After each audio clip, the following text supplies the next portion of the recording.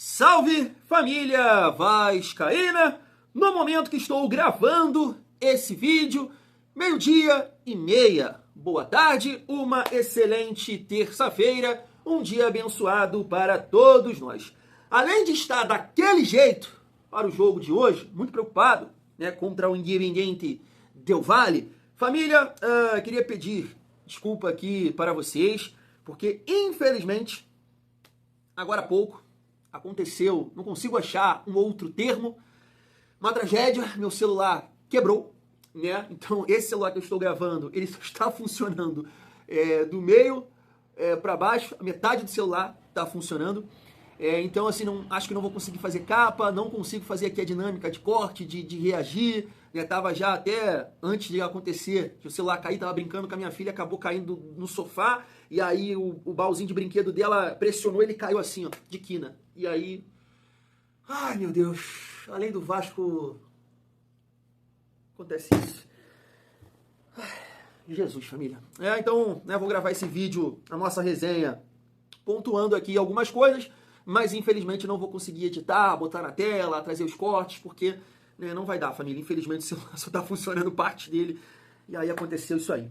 Mas vou gravar aqui a nossa resenha, falando sobre o jogo, pontuando aí mais uma polêmica que o Edmundo levantou em relação à renovação do Léo Jardim e a contratação do Thiago Mendes. Eu estava vendo também que o Lineker conseguiu trocar uma ideia com o Admar, que está lá em Quito, para essa decisão, e ele falou que o grupo está confiante para a partida de hoje. Estava vendo uma resenha também do programa lá do Charla, do podcast, e eles estavam debatendo lá, sobre o elenco do Vasco, sobre o Fernando Diniz, que em alguns momentos ele tem que ter o entendimento que esse time não pode ser um time ofensivo. O Tricolor estava até falando lá, Cara, ele precisa entender que o estilo dele não casa com o elenco do Vasco, não sei o quê. Eu quero falar sobre isso também, porque eu discordo assim plenamente, família. Então chega aí, que tem muita resenha nesse vídeo. Mas antes, deixa eu te pedir aquela moral. Se não for inscrito aqui no canal Vasco em Família, se inscreve, deixa o like e dá aquela hypada também para fortalecer o nosso trabalho. Família, seguindo aqui a nossa resenha, já falando um pouco sobre a polêmica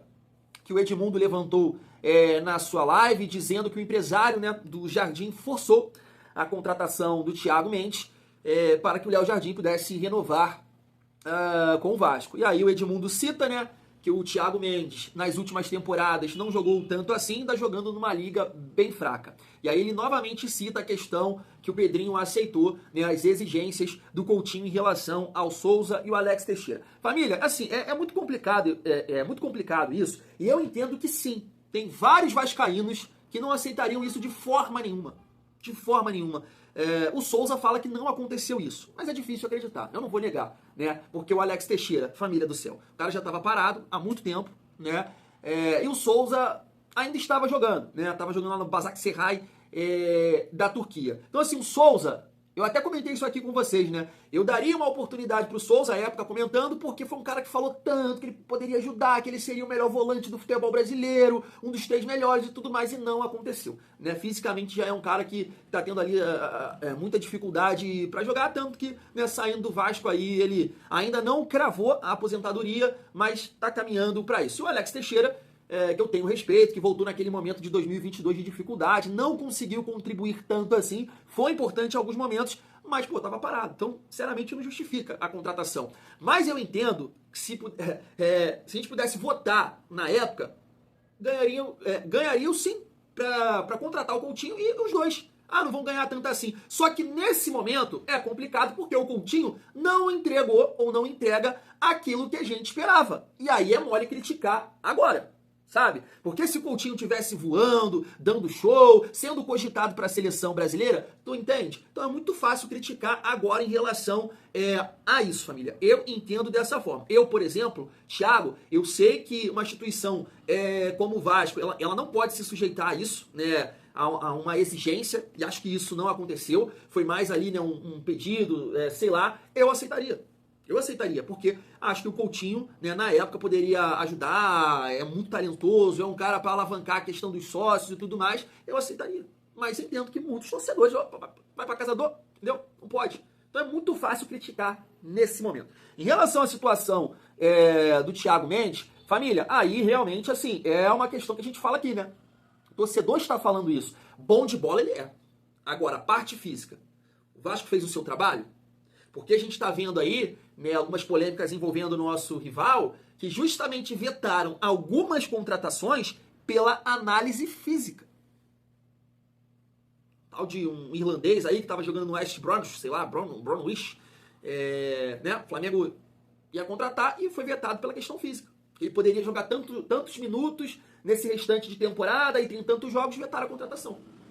Então a gente espera que o Vasco também tenha feito essa análise em relação ao Thiago Mendes. Claro que uma infelicidade pode acontecer, né? O jogador às vezes está bem preparado, mas né, acontece uma lesão, mas você tem que estudar muito bem isso aí, né? Porque é um jogador de 33 anos, recentemente realmente teve uma lesão que nessa última temporada ele não conseguiu jogar tanto assim. Eu fiz até uma comparação aqui, né, do Roger Guedes, né, que tem 28 anos, o Thiago tem 33, e se você pegar o número de jogos do Roger Guedes comparando com o Thiago, nessa última temporada, realmente, assim, fica bem abaixo os números do Thiago Mendes, né?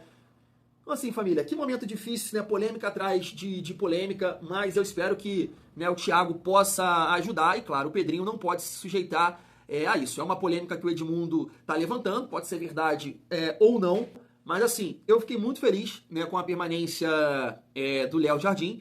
Inclusive, citei isso aqui, que tem alguma coisa séria acontecendo dentro do Vasco para a permanência de um jogador que está performando muito bem e tem mercado. Inclusive, foi noticiado isso, né, que um clube grande de Portugal, o Galatasaray, e com certeza, né, outros clubes, né, brasileiros aí iriam buscar o Léo Jardim. Mas, claro, isso não pode acontecer de forma nenhuma. E eu, sinceramente, família, não acredito. Posso estar errado aqui, tá? Posso estar errado e isso, de fato, essa polêmica aí ser verdade. Mas eu não acredito. Acho que né, o Diniz também ligou pro Thiago. A gente viu a esposa do Thiago falar que ele está muito motivado. Espero que ele esteja muito bem fisicamente para contribuir com o nosso time. Mas eu quero a sua opinião. E aí, família, seguindo aqui para a gente falar sobre o jogo... destacando, né, essa resenha do Lineker, né? Ele tá lá fazendo a cobertura dessa partida e me parece que entrou ali em contato rapidamente com o Admar, conversou com ele e falou que o grupo, né, tá muito motivado para dar a volta por cima, tá confiante para a partida de hoje. Eu desconfio disso porque, poxa, ele vai falar o quê? Vai falar que o time tá sem confiança, tá com medo da partida. Ele tem que falar exatamente isso, né, família Vasco? A gente vai ver hoje a postura do Vasco dentro de campo. E aí, levantando essa resenha do programa lá do podcast do Charla, né, que eu tava vendo a galera lá, o Enzo, o Cantarelli, tava o Tricolor também falando dessa péssima partida contra o Botafogo, o Cantarelli citando que falta elenco pro Vasco, o Enzo cita como é que pode o Maurício Lemos não ser titular desse time, cita também as falhas do João Vitor, e aí o Tricolor entra e fala assim, cara, mas o Diniz precisa entender que tem momentos que ele não pode, tem partidas que ele não vai conseguir ali praticar o que ele entende de bola. Ele vai ter que baixar as linhas, jogar no contra-ataque, porque esse time tem as suas limitações, tá? E aí, família, é exatamente isso que eu não concordo. Exatamente isso que eu não concordo. Por exemplo, se o Vasco chegar hoje contra o Del Valle, opa, é um jogo na altitude, fora de casa, para fechar a casinha e buscar os contra-ataques. Cara, para muitos times seria uma possibilidade. Pro Vasco não é. Pro Vasco não é. E não sou eu aqui, Thiago, que nunca joguei bola profissionalmente falando. Souza falou isso recentemente, comparando o estilo do Carille. Era um time que é pesado, que não consegue jogar atrás da linha da bola. Aí eu te pergunto, como é que um treinador vai fazer isso, fechar a casinha e buscar contra-atacar, né, ou marcar pressão em alguns momentos, baixar as linhas, né, com velocidade para compactar com o Verratti? Você entende que isso não casa? Como é que o Verratti vai jogar aqui na linha do meio campo? Aí o Vasco pega a bola, acelera. Com o Verratti? Dá para fazer isso? Tem cabimento um negócio desse? Com o Coutinho? Vai contra-atacar com o Coutinho? O Nuno, né, corre bem, mas não é um ponta de velocidade, assim como o Ryan. Você teria que ter jogadores na frente com a velocidade do PH, sabe? Sei que o PH é acima da média na questão de correr, mas assim, parecido, com esse perfil. O 9, o seu 9 tem que ser de mobilidade. Se for esse 9 como o Verratti, não vai ir, não vai caminhar, não vai conseguir jogar atrás da linha da bola. Então o estilo do Diniz é o único que realmente pode tirar alguma coisa desse Vasco. Essa posse de bola, essa aproximação, só que infelizmente é aquilo, vai ter dias, jogos que não vai acontecer, a coisa não vai caminhar, como não caminhou contra o Botafogo, e aí o que aconteceu? Perde fisicamente, a derrota do Vasco é muito nesse sentido, que não consegue. Vai passando o jogo, principalmente ali no segundo tempo, né, a fragilidade começa a aparecer e o Botafogo com gás, né, com jogadores com força, forte, estão passando por cima. Sabe? É isso, na minha visão é isso. Porque, por exemplo, o jogo contra o RB Bragantino, né, que o Vasco perdeu por 2-0. Mas, pô, chutou tantas bolas, criou várias oportunidades, é que poderia ser 5 dias jogando que não saiu gol naquele dia. Sabe? Mas não dá pra jogar dessa forma. É esse estilo aí. Claro que você pode ajustar alguma coisa, atenção mais aqui e tal. Pode, mas é esse estilo aí, cara. Nenhum outro treinador vai conseguir tirar alguma coisa desse Vasco. Porque é um elenco mal montado. É um elenco que falta força, que falta energia, que falta disposição. Né? Se é para entender que o Vasco tem que dar 2, 3, 4 passos atrás e jogar de uma outra forma, não pode querer ser o protagonista da partida, ser um time com posse de bola, então o elenco está mal montado. Porque um time reativo, um time que tem que se proteger mais, visar a defesa, não é com esse time. Não é com o Coutinho e com o Verratti juntos, é um ou outro, sabe? Tem jogadores no setor de meio campo com mais força. É isso. Então eu discordo plenamente. E aí, família, visando a partida de hoje, se meu celular aqui também ajudar, queria repercutir com vocês a provável escalação do Vasco e a provável escalação do Del Valle. Vamos lá. Tá aí, ó, escalação do Del Valle. Goleiro, Vilar. Lateral direito, Matias Fernandes. Na zaga, Mateu Carabarral e sua dupla, o Schunk. Na matéria da ESPN, do Equador, destacou esses dois jogadores aqui, né? Que estão formando aí uma bela dupla de zaga. Na lateral esquerda, Gustavo Cortez. Na cabeça de área, Alcivar, também foi destaque dessa matéria. Briones e Guaguá, eu acho que é isso. Casares, que a gente conhece bem. E no comando de ataque, Spinelli e Pata, também foram destaques aqui da matéria que a gente comentou no dia de ontem. Mas até acho que esse time aqui, família, joga com 3 atacantes, né? Aqui tá com 4 jogadores no meio campo. Mas eu acho que esse Guaquá aqui é atacante, se eu não me engano. Joga pelo lado direito, eu acho, tá?